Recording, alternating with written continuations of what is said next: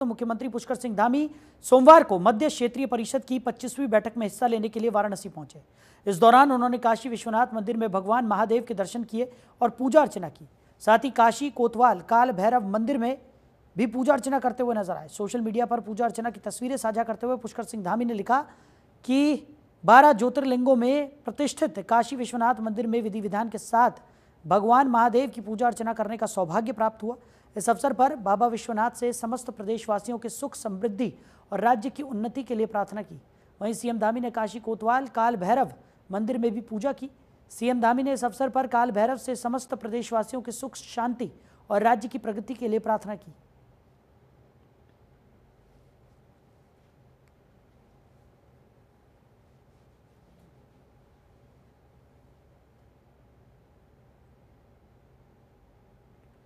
तो काशी विश्वनाथ मंदिर पहुंचकर सीएम पुष्कर सिंह धामी पूजा अर्चना करते हुए नजर आए। उन्होंने देश और प्रदेश के लिए विकास की प्रार्थना की।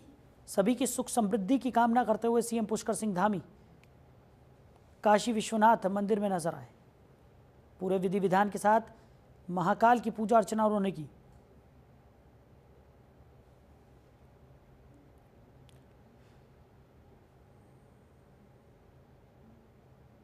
तो आज वाराणसी में विकास परिषद की बैठक है और गृह मंत्री अमित शाह बैठक की अध्यक्षता करेंगे। तो सीएम धामी समेत 4 राज्यों के सीएम भी इस मौके पर शामिल होंगे। बैठक में विकास के रोड मैप पर मंथन होगा।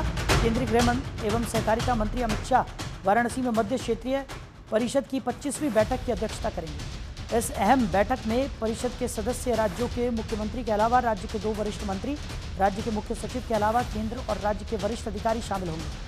मध्य प्रदेश के मुख्यमंत्री मोहन यादव, उत्तर प्रदेश के सीएम योगी आदित्यनाथ, उत्तराखंड के सीएम पुष्कर सिंह धामी और छत्तीसगढ़ के सीएम विष्णुदेव साय बैठक में शामिल होंगे। इसके साथ ही मध्य प्रदेश, उत्तर प्रदेश, उत्तराखंड और छत्तीसगढ़ राज्य के मुख्य सचिव, नीति आयोग के प्रतिनिधि, अंतर्राज्यीय परिषद के सदस्यगण और अन्य वरिष्ठ अधिकारी भी शामिल होंगे। ये बैठक गृह मंत्रालय के अंतर्गत अंतर्राज्यीय परिषद सचिवालय द्वारा उत्तर प्रदेश सरकार के सहयोग से आयोजित की जा रही है।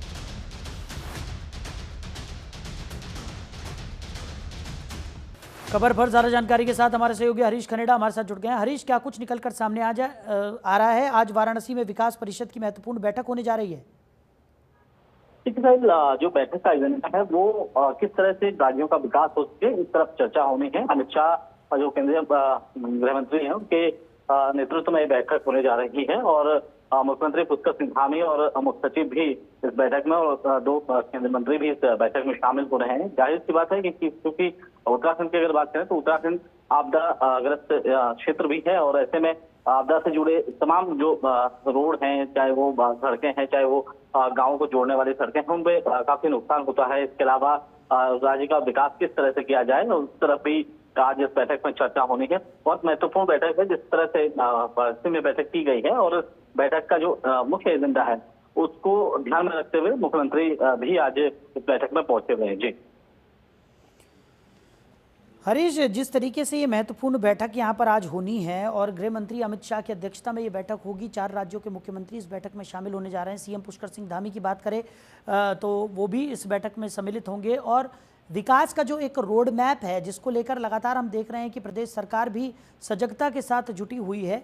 इन तमाम पहलुओं पर बातचीत भी यहाँ पर होगी और बड़े बड़े फैसले भी यहाँ पर लिए जाने की उम्मीद जताई जा रही है। ऐसे में माना जा सकता है कि प्रदेश के समग्र विकास को लेकर जो एक नीति है उसको और तेज गति के साथ आगे बढ़ाने की जो कवायद है वो यहाँ पर होती हुई दिखाई पड़ रही है। निश्चित तौर पर देखिए साहिल, क्योंकि बैठक का जो एजेंडा है वो मुख्य रूप से राज्यों का विकास है और किस तरह से उत्तराखंड विकास की बुलंदियों को छू सके, इस तरफ भी सरकार काम कर रही है। हालांकि मुख्यमंत्री पुष्कर सिंह धामी की बात करें तो महिलाओं को सशक्त बनाने के लिए और इसके अलावा उनको ऋण मुहैया करवाने के लिए जो सहकारिता विभाग की तरफ से जो अनुदान उन्हें दिया जा रहा है, महिलाओं को रोजगार से जोड़ने के लिए, युवाओं को रोजगार से जोड़ने के लिए। और खासतौर पर हम उत्तराखंड की अगर बात करें तो उत्तराखंड में जो पहाड़ी जिले हैं वहां पर पर्यटन को महत्वता दी जा रही है कि किस तरह से युवाओं को पर्यटन के साथ साथ उनके जो स्वरोजगार है उस स्वरोजगार से उनको जोड़ा जाए ताकि जो लोगों की जो आमदनी है वो बढ़ सके और इसके अलावा लोग यहाँ से पलायन न कर सकें। तो इस बड़ा मुद्दा पलायन को लेकर के हैं और जिस तरह से तमाम जगहों से, पहाड़ी क्षेत्रों से जो बड़ी संख्या में जो लोग पलायन कर रहे हैं रोजगार के अभाव में, तो सरकार का मुख्य उद्देश्य है कि किस तरह से लोगों को स्टेबल किया जाए, लोगों को रोजगार उनके गृह क्षेत्र में दिया जाए ताकि लोग पलायन न कर सके और लोगों की आमदनी भी अच्छी हो सके। तो कहीं न कहीं जो पहाड़ी क्षेत्र है उनमें खासतौर पर टूरिज्म को बढ़ाने के लिए एक एजेंडा सरकार बना रही है और एक एजेंडा की तरह ही किस तरह से लोगों को रोजगार से जोड़ा जाए, इस तरह भी काम किया जा रहा है। सहकारिता विभाग की अगर बात करें तो सहकारिता विभाग से यहाँ पर लोगों को जो ऋण है उसमें छूट दी जा रही है ताकि जो लोग हैं, महिलाएं हैं, वो सशक्त हो सकें और लोग अपने रोजगार से जुड़ सके। चारधाम यात्रा की अगर बात करें तो चारधाम यात्रा रूट पर तमाम जगहों पर जो होम स्टे बने हुए हैं उन पर भी कहीं न कहीं सरकार जो है वो अनुदान दे रही है। उनको यहाँ पर ऋण भी सहकारिता विभाग की तरफ से दिया जा रहा है, उद्योग से लोगों को जोड़ा जा रहा है। तो एक बड़ी महत्वपूर्ण जो बैठक है उसमें तमाम चीजों को लेकर के आज चर्चा होने जा रही है, क्योंकि वाराणसी में ये बैठक होने जा रही है। केंद्रीय मंत्री जो अमित शाह है उनके नेतृत्व में बैठक होने जा रही है, उनकी अध्यक्षता में बैठक होने जा रही है। तमाम राज्यों के जो मुख्यमंत्री हैं वो भी इसमें शामिल हो रहे हैं और खासतौर पर उत्तराखंड की अगर बात करें तो उत्तराखंड के मुख्यमंत्री पुष्कर सिंह धामी भी इस बैठक में शामिल हो रहे हैं। एक विकास को लेकर के जो एजेंडा सरकार ने रखा हुआ है और उसी पर आज चर्चा होने जा रही है। चाहे हम सड़कों की बात करें, पेयजल की बात करें या इसके अलावा हम होम स्टे की बात करें, महिलाओं को रोजगार से जोड़ना और इसके अलावा जो चारधाम यात्रा के अंतर्गत जो महिलाओं को जो रोजगार से जोड़ा जा रहा है, उद्यम से जोड़ा जा रहा है, तो उस पर भी आज चर्चा होने जा रही है। तो बहुत महत्वपूर्ण बैठक है और जो अंतर्राज्यीय जो बैठक होने जा रही है इसमें कहीं न कहीं राज्यों के विकास के लिए एक रोड मैप बनाया जाएगा और इस तरफ भी जो आज की अगर बात करें तो मुख्यमंत्री पुष्कर सिंह धामी के साथ जो अधिकारी हैं वो भी इस बैठक में पहुंचे हुए हैं। जी चलिए हरीश, आप बने रहिए हमारे साथ, आगे भी आपसे हम जानकारी लेंगे। आगे बढ़ते हैं। उत्तराखंड पंचायत चुनाव पर हाईकोर्ट ने रोक लगा दी है। आरक्षण का नोटिफिकेशन जारी न होने पर यह रोक लगाई गई है। तो आरक्षण विवाद पर हाईकोर्ट का फैसला सामने आया। 10 और 15 जुलाई को 2 चरणों में यह मतदान होना था। उत्तराखंड पंचायत चुनाव पर नैनीताल हाईकोर्ट ने रोक लगा दी है। तो आरक्षण विवाद पर सुनवाई के दौरान हाईकोर्ट ने यह फैसला दिया है। हाईकोर्ट ने साफ निर्देश दिए हैं कि जब तक पंचायत चुनाव में आरक्षण को लेकर सरकार स्पष्ट नीति अदालत के समक्ष प्रस्तुत नहीं करती तब तक चुनाव प्रक्रिया पर रोक जारी रहेगी। इस आदेश के बाद राज्य निर्वाचन आयोग की तैयारियों को झटका लगा है। दरअसल उत्तराखंड में पंचायत चुनाव को लेकर शनिवार को अधिसूचना जारी की गई थी, लेकिन राज्य सरकार द्वारा आरक्षण पर कोई नोटिफिकेशन जारी न होने पर हाईकोर्ट में त्रिस्तरीय पंचायत चुनाव पर रोक लगा दी गई है। इसके साथ ही हाईकोर्ट ने यह भी टिप्पणी की है कि आगे किसी भी तरह की चुनावी कार्रवाई नहीं होनी चाहिए। खबर पर ज्यादा जानकारी के साथ हमारे सहयोगी हरीश खनेडिया लगातार हमारे साथ बने हुए हैं। हरीश, पंचायत चुनाव पर नैनीताल हाईकोर्ट ने ये रोक लगा दी है, क्या कुछ जानकारी? देखिए साहिल, पंचायत चुनाव होने थे और उससे पहले ही हाईकोर्ट ने रोक लगाई है क्योंकि जो अधिसूचना है वो भी जारी हो चुकी थी। हालांकि अगर हम सरकार की बात करें तो सरकार की तरफ से इसमें जो स्पष्ट तौर से जो आरक्षण को नहीं दर्शाया गया है तो उस पर ही जो चर्चा होनी थी वो नहीं हो पाई है। हालांकि ऐसे असंतोष हाईकोर्ट नजर आया और इसके बाद हाईकोर्ट ने इस पूरी तरह से रोक लगाई है और इसमें ये कहा गया है कि सरकार पहले आरक्षण की जो नीति है उसे तय करे और इसे स्पष्ट तौर से हाईकोर्ट के सामने रखे। लेकिन इसमें जवाब न मिलने से जो पंचायती राज विभाग की तरफ से जो स्पष्ट है वो स्पष्टता नहीं दिखाई गई, तो इस वजह से भी जो रोस्टर है वो इसमें काफी कमियां देखी गई। पंचायत में जो आरक्षण जो तय किए गए हैं तो उसको लेकर के एक तरफ जहां अब इस पे पूरी तरह से जो भाजपा है, भाजपा का ये कहना है, भाजपा के प्रदेश अध्यक्ष महेंद्र भट्ट का कहना है कि अब उसमें इसे पढ़ा जाएगा, उसके बाद भी जो सरकार जो है वो अपना पक्ष यहाँ पर रखेगी। उधर अगर हम कांग्रेस की बात करें साहिल, तो कांग्रेस का ये कहना है कि कहीं न कहीं वो धन्यवाद दे रहे हैं हाईकोर्ट का कि इस पर रोक लगानी वाकई में जरूरी थी, क्योंकि जो आरक्षण है उसको पूरी तरह से स्पष्ट नहीं हो रहा था। तो अब कहीं न कहीं जो सरकार है, सरकार उसमें जल्द ही अपना जो रोस्टर है वो हाईकोर्ट के सामने रखेगी। अब देखना ये होगा कि कब तक पंचायत चुनाव किए जाएंगे। बिल्कुल, ये देखने वाली बात होगी कब तक ये चुनाव होते हैं। फिलहाल हरीश, हमारे साथ जुड़ने के लिए, इन तमाम जानकारियों के लिए आपका बहुत शुक्रिया। उधर त्रिस्तरीय पंचायत चुनाव पर नैनीताल हाईकोर्ट ने रोक लगा दी है और पंचायत चुनाव को लेकर कोर्ट से आए आदेश के बाद बीजेपी ने अपना रुख स्पष्ट कर दिया है। बीजेपी प्रदेश अध्यक्ष महेंद्र भट्ट ने कहा कि कोर्ट के जजमेंट का अध्ययन करेंगे। सरकार चुनाव कराने के लिए संकल्पित है। हम कोर्ट का सम्मान करते हैं। कोर्ट जो भी दिशा निर्देश देगा उसी दिशा निर्देश में चुनाव होने चाहिए। चुनाव के लिए सरकार वचनबद्ध है और हमारा प्रयास है समय पर चुनाव हो जाए। हमने जो कोर्ट का जजमेंट आया है उसे मंगाया, उसका माध्यम सरकार चुनाव कराने के लिए कृत संकल्पित है। हम न्यायालय का सम्मान करते हैं। न्यायालय जो भी दिशा देगा उस दिशा के तहत चुनाव होने चाहिए। चुनाव के लिए सरकार वचनबद्ध है और हमारा प्रयास है कि यथा समय चुनाव हो जाए। ये रिजर्वेशन का एक मानक बनते हैं, उस मानक के आधार पर रिजर्वेशन हुआ है। और ओबीसी आरक्षण के बाद सरकार ने जब आरक्षण लागू किया तो उसको 0 केंद्रित आरक्षण किया, लेकिन आपत्तियां देना सबका अधिकार है। न्यायालय में आपत्तियां गई हैं, कल उसका जजमेंट भी आएगा और उस जजमेंट के आधार पर सरकार अपना पक्ष रखेगी और जो भी पक्ष होगा उस पक्ष के आधार पर न्यायालय जो निर्देश देगा वो उस निर्देश से सरकार चुनाव कराएगी।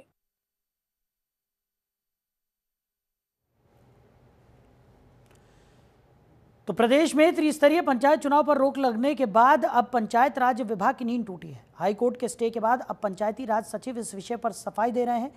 सचिव पंचायती राज विभाग ने कहा कि आरक्षण का गजट नोटिफिकेशन न्यायालय में किन्हीं कारणों से प्रस्तुत नहीं हो पाया था, जिसका संज्ञान लेते हुए न्यायालय ने चुनाव प्रणाली पर रोक लगाई है।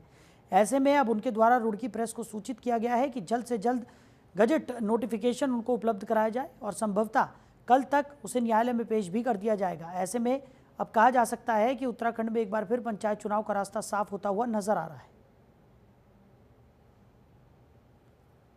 माननीय उच्च न्यायालय में त्रिस्तरीय पंचायती राज व्यवस्था के तहत चुनाव में आरक्षण नियमावली 2025 के संबंध में इसके गजट नोटिफिकेशन न होने के कारण इस पर एक स्टे प्रदान किया गया है, जैसा कि हमारे महाधिवक्ता श्री बाबुलकर जी के द्वारा मुझे टेलीफोन पर बताया गया है। इसके संबंध में हमने रुड़की प्रेस, राजकीय प्रेस रुड़की के निदेशक श्री उमेश पांडे जी से बात की है और उनको से अनुरोध किया है कि आज ही हमें इसकी एक प्रति शासन को उपलब्ध करा दें, जो गजट नोटिफिकेशन की एक प्रति उपलब्ध करा दें, ताकि इसको अगले दिन कल माननीय न्यायालय में इसको प्रस्तुत करके स्टे वैकेट कराने की कार्रवाई की जा सके। वहीं उत्तराखंड में मानसून सीजन शुरू होते ही पहाड़ों में घटनाएं सामने आने लगी है। यमुनोत्री पैदल मार्ग पर जानकी चट्टी के पास अचानक पहाड़ी दरक गई। हादसा यमुनोत्री पैदल मार्ग पर 9 कैची बैंड के पास हुआ। यमुनोत्री धाम के पैदल मार्ग पर हुए भूस्खलन के बाद आज फिर से खोज बचाव अभियान शुरू किया गया है। 2 श्रद्धालुओं के शव निकाल लिए गए हैं। 1 से 2 और लोगों के दबे होने की आशंका भी है।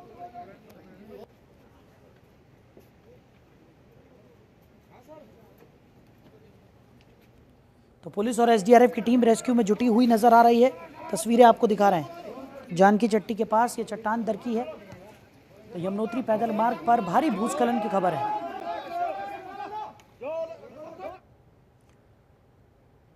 उधर अमृतसर से बिहार जा रही जनसेवा एक्सप्रेस ट्रेन ब्रेक चिपकने से रुड़की के गंगनहर कोतवाली क्षेत्र के सफरपुर गांव में अचानक रुक गई। अचानक ट्रेन रुकने से हड़कंप मच गया। ट्रेन रुकते ही तुरंत लोग ट्रेन से उतरने लगे। मौके पर कुछ देर के लिए भगदड़ जैसी स्थिति रही। इसके बाद ट्रेन 20 मिनट तक गांव में ही खड़ी रही। गांव की आबादी वाले क्षेत्र में ट्रेन अचानक रुकी तो हड़कंप मच गया। यात्री उतरे और ट्रेन से दूर जाकर खड़े हो गए। काफ़ी समय तक यात्रियों की ट्रेन रुकने की वजह ही पता नहीं लगी। इसके बाद ब्रेक चिपकने की जानकारी मिलने पर यात्रियों ने राहत की सांस ली और फिर ट्रेन में सवार हो गए।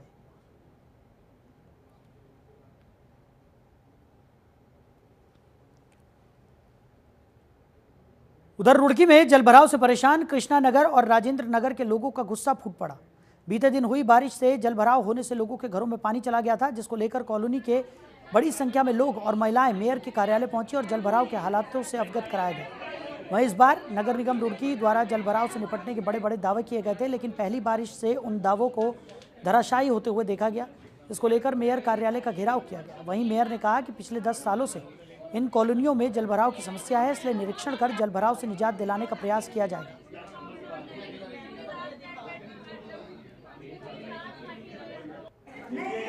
इनका तो खड़ा होना ही हमारे लिए चरम की बात है। आज हमारे यहाँ नगर निगम में रुड़की के राजेंद्र नगर से और कृष्णा नगर से आई समस्या लेके आए हैं, तो उनका हल जरूर होएगा बिल्कुल, क्योंकि बहुत ज़्यादा वहाँ पे जल भराव की समस्या है, तो उनका समाधान जरूर करेंगे। हम शाम को आज 4 बजे विजिट पे जा रहे हैं, तो बिल्कुल ज़रूर होएगा, क्योंकि पब्लिक इतनी परेशान है जल भराव से, 10 साल से परेशान है वो, तो हम लोग उनका जल्दी ही समाधान करेंगे।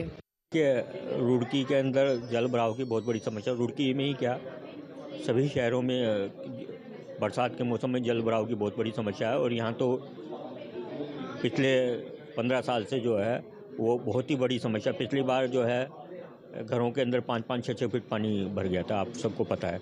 अब की बार हमने नाला गैंग बनाई और सब नालों की सफाई हुई, और कल आपके सामने कल तेज़ बारिश हुई तो उसका हमें फ़ायदा मिला। नतीजा ये रहा कि जो जितना जल भराव होता था वो नहीं हुआ।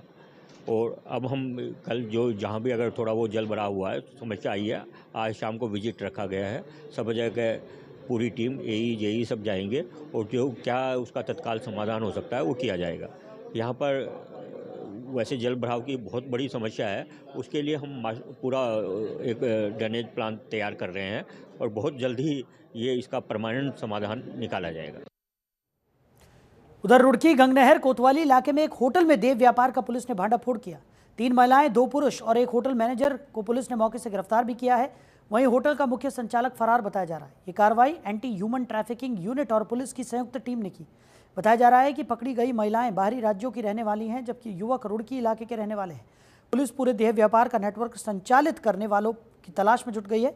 पूछताछ के बाद बड़े खुलासे की संभावना जताई जा रही है।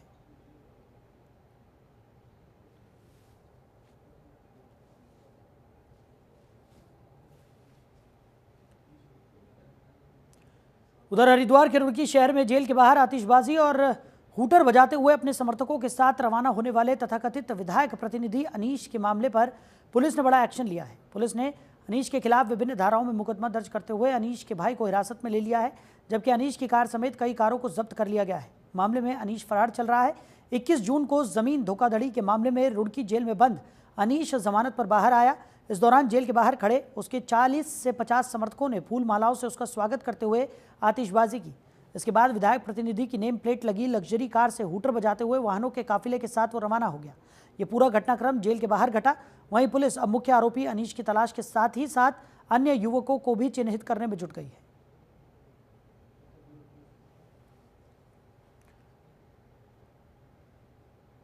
उधर जनपद उत्तरकाशी के हर्षिल में ग्रामोत्थान परियोजना के तहत उत्तराखंड के प्रीमियम उत्पादों के लिए हाउस ऑफ हिमालय ब्रांड की स्थापना की गई है। इस ब्रांड की लॉन्चिंग प्रधानमंत्री नरेंद्र मोदी की तरफ से की गई। उत्पादों की गुणवत्ता और आकर्षित पैकेजिंग के चलते बाजार में काफ़ी मांग है। हर्षिल की सुंदर वादियों में दूर दूर से सैलानी आते हैं। हर्षिल गंगोत्री मार्ग का अहम पड़ाव भी है। यहाँ ब्रांड हाउस ऑफ हिमालय के उत्पादों का वितरण शुरू कर दिया गया है।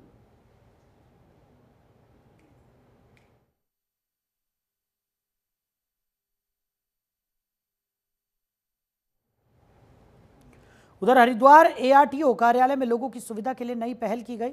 एआरटीओ प्रशासन निखिल शर्मा की ओर से यहां टोकन व्यवस्था लागू की गई है। ऑफिस में कई कार्यों के लिए आने वाले लोग टोकन लेकर अपना काम करा रहे हैं। इससे इन्हें इधर उधर भटकना नहीं पड़ रहा है। यहां वेटिंग रूम में लगी स्क्रीन में टोकन नंबर डिस्प्ले हो जाता है। इसके बाद लोग आसानी से अपना काम करवा लेते हैं। खास बात यह है कि टोकन सिस्टम के लिए सॉफ्टवेयर एआरटीओ निखिल कुमार ने खुद ही तैयार किया है। देखिए, यहाँ पे ये प्राय पहले देखा गया था कि लोग जब ऑफिस आते हैं तो उन्हें पता नहीं होता है कि उन्हें किस खिड़की पे जाना है, जो भी उनका पर्टिकुलर काम है उसके लिए। तो एक हमने इन हाउस हमने एक सॉफ्टवेयर सिस्टम बनाया कि उनको हम टोकन जनरेट करेंगे, जैसे कि बहुत सारे संस्थाओं में ऐसा होता भी है। तो उसी चीज़ को हमने यहाँ पे एक इनिशिएट किया है कि जैसे ही कोई व्यक्ति आता है तो हमारे वेटिंग हॉल में वहाँ पे जो हमारे कर्मचारी बैठे हैं वो उनको एक टोकन जनरेट करके देते हैं, और उसके बाद वो व्यक्ति वहीं वेटिंग हॉल में ही अपने टर्न का इंतजार करते हैं। सामने हमारी स्क्रीन लगी हुई है, उसमें जिस भी उनका नाम जब डिस्प्ले हो जाता है, उनके नाम के आगे एक विंडो नंबर डिस्प्ले हो जाती है। तो उनको जैसे ही उनका नाम डिस्प्ले होता है उन्हें पता चल जाता है हमें इस विंडो पे अपना काम कराने के लिए जाना है। तो उसी समय जाते हैं, उसी समय उनका काम हो जाता है। इससे एक जो है एक बहुत बड़ी लाइनें जो लगती थी उनसे एक लोगों को दिक्कत होती थी, खासकर महिलाओं को या बुजुर्गों को या दिव्यांगजनों को भी। तो उससे निजात पाने के लिए ये एक तरीका है। तो मतलब काफी इजी एक्सेस मुझे लगा। मतलब जो पहले ये था कि बीच में एजेंट होते थे, बाकी सारी चीजें थी, इस बार मुझे वो कुछ महसूस नहीं हुई। मुझे लगा एक स्क्रीन है, इसमें सारी चीजें आपको पता चल जाती हैं, आपका नाम आ जाता है, एंड जैसे ही आपका नाम आता है आपको किस विंडो में जाना है ये पता चल जाता है। तो आप जाइए उस विंडो में, आपका सीधे आपका डॉक्यूमेंट दिखाइए।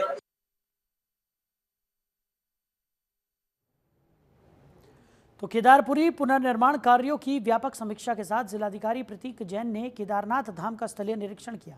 रुद्रप्रयाग के नए डीएम का पदभार ग्रहण करने के बाद बाबा केदार के दरबार में पहुंचे। डीएम प्रतीक जैन ने कहा कि बाबा केदार की सेवा सौभाग्य का विषय है। उन्होंने केदारनाथ यात्रा मार्ग की व्यवस्थाओं का स्थलीय निरीक्षण किया। उन्होंने गौरीकुंड पैदल यात्रा कर मार्ग में आने वाले प्रमुख पड़ावों पर रुककर व्यवस्थाओं का जायजा लिया। यात्रा के पहले दिन उन्होंने बाबा केदारनाथ मंदिर और भैरव मंदिर में विधि विधान के साथ पूजा अर्चना की।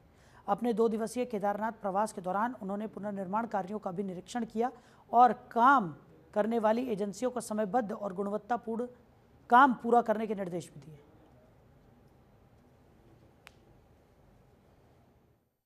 आप सभी को नमस्कार। पहले तो मेरे लिए बहुत ये सौभाग्य की बात है कि बाबा केदार की नगरी में काम करने का प्राप्त हुआ।